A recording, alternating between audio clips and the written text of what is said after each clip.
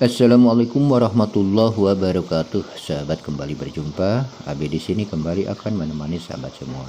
Dan kali ini Abi ditemani DJI Tello yang akan menemani terbang kita di sekitaran sini. Seperti biasa, agar penerbangan kita lebih bermanfaat, kita isi dengan kisah-kisah hikmah. Di video kali ini kita akan mengisahkan salah satu kisah adik kakak, di mana adik kakak ini punya karakter yang berbeda, yaitu salah satunya adalah kakaknya punya sifat yang jelek, yaitu suka minum-minuman, suka mabuk-mabukan, suka ke tempat-tempat maksiat lainnya. Intinya kakaknya itu suka sekali melakukan hal-hal berbau maksiat ya.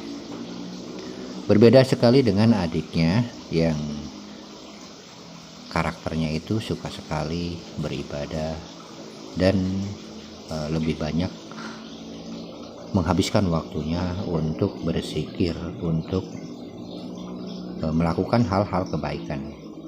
Maka kalau kakaknya sering di tempat-tempat maksiat, sementara adiknya sering sekali di tempat-tempat yang suci seperti halnya masjid, berzikir, beriktikaf dan lain sebagainya, hal-hal kebaikan. Namun Allah berkehendak lain. Pada suatu hari, pada suatu malam, terbersit di dalam hati kakaknya yang saat ini suka sekali bermaksiat, bahkan hampir tidak pernah melakukan kebaikan, ingin melakukan hal yang dilakukan oleh adiknya itu, yaitu melakukan kebaikan. Akhirnya dia datang ke masjid dengan mengendap-endap karena merasa malu kalau dirinya tidaklah pantas untuk masuk masjid.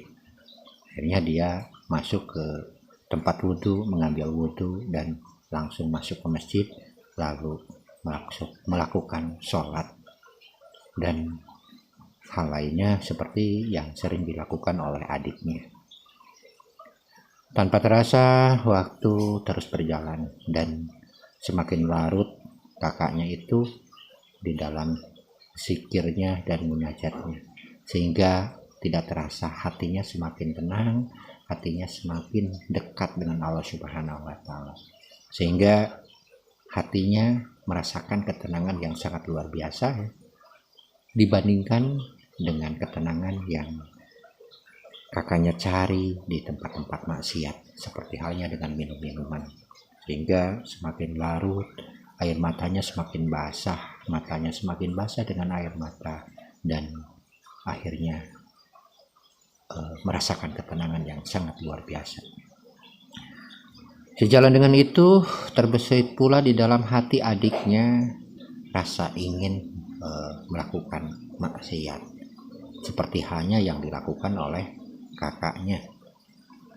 Maka malam itu juga tergodalah hati adiknya yang suka beribadah itu untuk melakukan kemaksiatan yang sering dilakukan oleh kakaknya.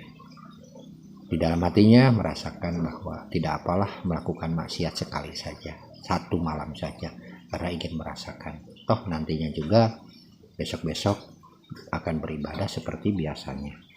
Itulah yang terbersit di dalam hatinya.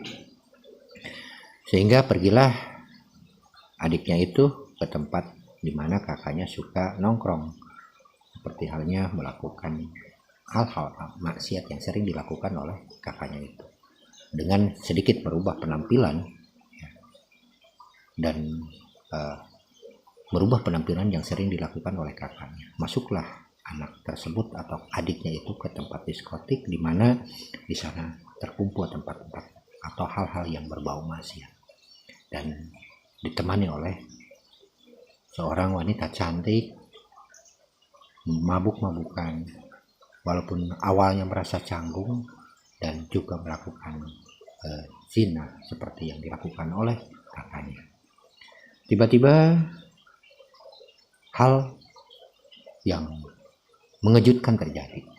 Terjadilah gempa yang membuat daerah tersebut porak-poranda. dan menghancurkan berbagai macam bangunan termasuk diskotik di mana adiknya itu melakukan maksiat, dan juga termasuk masjid di mana kakaknya melakukan melakukan taat walaupun hanya semalam itu, sehingga hancurlah bangunan dan membuat kedua adik kakak tersebut meninggal dunia. Akhirnya betapa terkejutnya ketika ditemukan oleh penduduk, ternyata di dalam masjid ditemukan manusia yang dikenal tukang maksiat, tukang orang yang lengkap melakukan kemaksiatan. Dan betapa sangat terkejutnya lagi ketika menemukan di reruntuhan diskotik ada seorang yang dianggap soleh.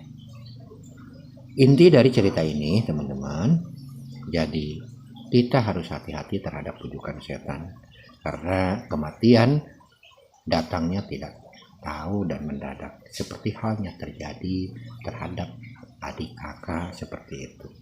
Itu membuat kita sadar bahwa ternyata Allah berkehendak lain. Orang yang tadinya dianggap tukang maksiat ternyata husnul khotimah, termasuk sebaliknya adiknya dianggap tukang taat ternyata su'ul khotimah.